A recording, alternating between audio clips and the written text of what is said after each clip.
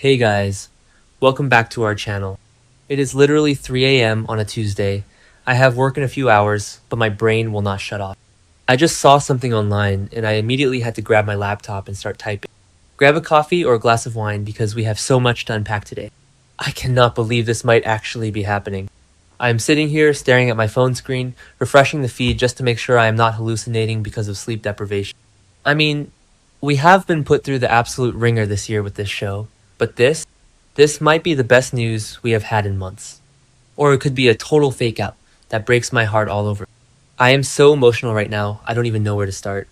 But we need to talk about Kirsten Storms and what is going on with Maxie Jones, because I am losing my mind.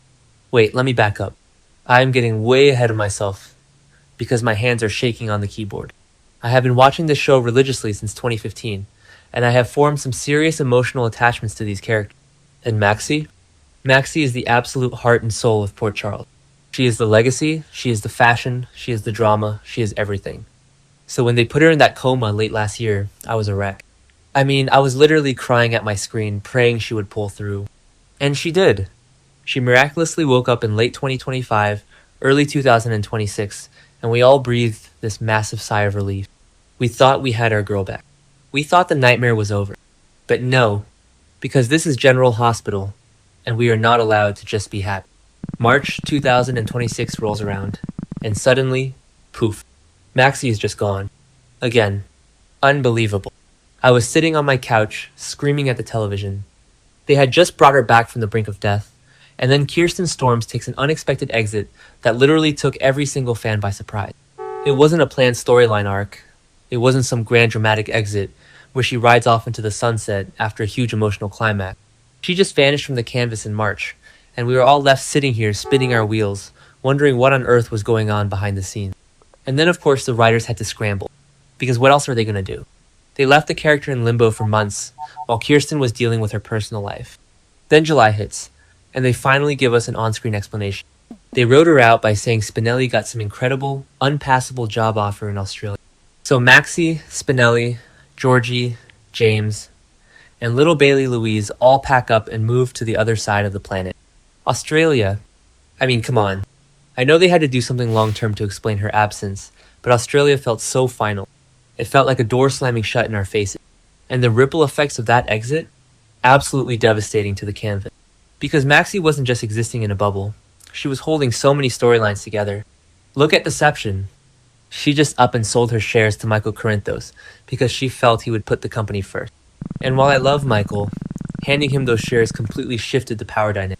Now we have this insane corporate war happening with Tracy Quartermain and Lucy Coe fighting tooth and nail for control. Lucy had to bring in Serena Baldwin as her heavy hitter just to survive the boardroom bloodbath. Am I the only one who thinks this deception war would be a million times better if Maxie was actually there to fight Tracy face to face? Yes, bringing Serena back is cool, and Kelly Kruger is doing a great job, but Maxie is the soul of Deception. Watching Tracy and Lucy tear the company apart while Maxie is supposedly looking at kangaroos in Sydney just feels wrong. It feels hollow. I miss her fierce loyalty to that company, and I miss her putting Tracy in her place. Okay, back to the point. The real reason Maxie left wasn't because of some brilliant writing choice. It was real life. And guys, the real life drama has been so heavy and so sad to watch unfold in the tabloids. I hate even talking about the actors' personal lives, because they deserve their privacy, but this was everywhere. After her March exit, the headlines exploded because of court papers filed by her ex-husband, Brandon Barash, regarding their daughter Harper. Reading those documents was like taking a punch to the gut. He was citing severe mental health struggles and drug issues, claiming she was having delusions and couldn't maintain stable housing. It was horrifying to read as a fan who just wants the best. But then Kirsten fired back, and her defense broke my heart even more. She argued that any erratic behavior or issues were the direct result of the brain tumor she had removed. I mean, can we just pause and give this woman some grace? A brain tumor? That is terrifying, life-altering trauma. The physical and emotional toll that must take on a person is unimaginable. So while I was incredibly frustrated as a fan of the show to lose Maxie, as a human being, my heart just bled for Kirsten. She needed to step away. She needed to heal. The soap opera world is a grueling, relentless grind, and you cannot do that when you are fighting for your health and your family. We love her, and we just want her to be okay, even if that meant never seeing Maxie Jones again.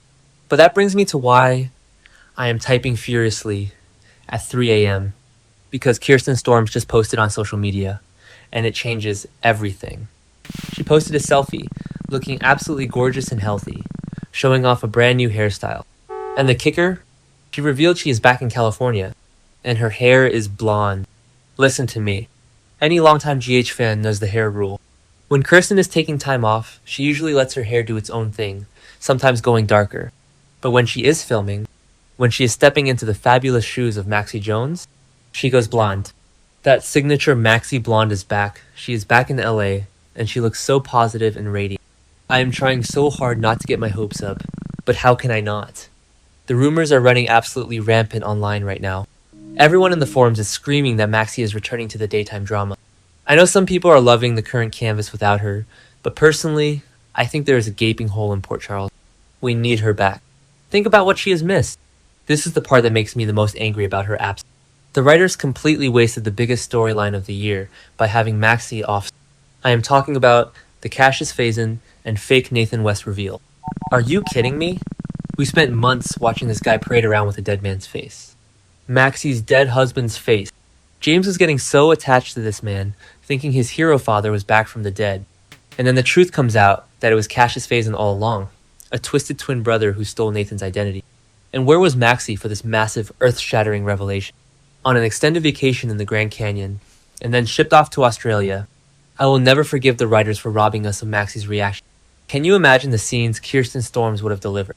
The betrayal, the horror, the absolute rage of finding out someone was wearing her dead husband's face and manipulating her son. Instead, we got Cody Bell breaking the news to poor little James at the batting cage. Don't get me wrong, the Cody and James scenes were heartbreaking, but it wasn't Maxie. It was the biggest missed opportunity in soap history. If she is really coming back, they better find a way to revisit that trauma, because Maxie deserves to confront the ghost of that storyline. So, is she really filming again? Here's where things get a little weird and confusing. General Hospital spoilers confirm that Maxie Jones will actually be on the soap opera. Yes, the week of August 18. But before we all throw a massive welcome home parade, we have to look at the fact. The scenes airing next week were actually pre-taped months ago, before Kirsten Storms even left Los Angeles. So seeing her on our screens next week doesn't necessarily mean she has returned to the studio right now. It is going to be so surreal watching those scenes, knowing they are like a time capsule from before her whole world turned upside down in the tablet. It is going to be a bittersweet. We will see her face, we will hear her voice, but we will know that in the current timeline of the show, she is still supposedly in Australia. But that Instagram post, that is the beacon of hope I am clinging. Why would she go back to the Maxie Blonde and announce she is back in California right as these pre-taped scenes are about to air? It feels like a coordinated PR move. It feels like the show is testing the waters, reminding us of how much we love her right before they announce a full-time return. I mean, think about the timing. August sweeps are in full swing. The deception war is peaking, James is dealing with the fallout of the fake Nathan disaster, and Spinelli's tech skills are always needed when the mob drama flares up. The canvas is perfectly primed for a triumphant return. They could easily write that Spinelli's Australian job fell through, or that Maxie realized her heart belongs in Port Charles. It wouldn't take much to reverse that July write-off. I really hope I am right. Because despite all the chaos, despite the abrupt exits and the off-screen drama, Kirsten Storms IS General Hospital, you cannot replace that kind of legacy. You cannot just write off a character who has been entrenched in the fabric of this town since she was a literal child. The fans are rallying behind her. We want her healthy, we want her happy, and selfishly, we want her back on our screens delivering that fierce, unapologetic Maxie Jones energy that nobody else can replicate. So what do you guys think? Does that blonde selfie mean she is officially back on set? Are you ready to see her in those pre-taped scenes next week? Or is it just going to make you miss her more? I need to know I am not the only one obsessing over this at all hours of the night. Let me know if you think Maxie is about to catch a flight from Sydney back to Port Charles, because I am keeping my fingers crossed. Will Maxie finally return to reclaim her throne in Port Charles? Drop your wildest theories in the comments below, smash that like button, and subscribe so you never miss an update.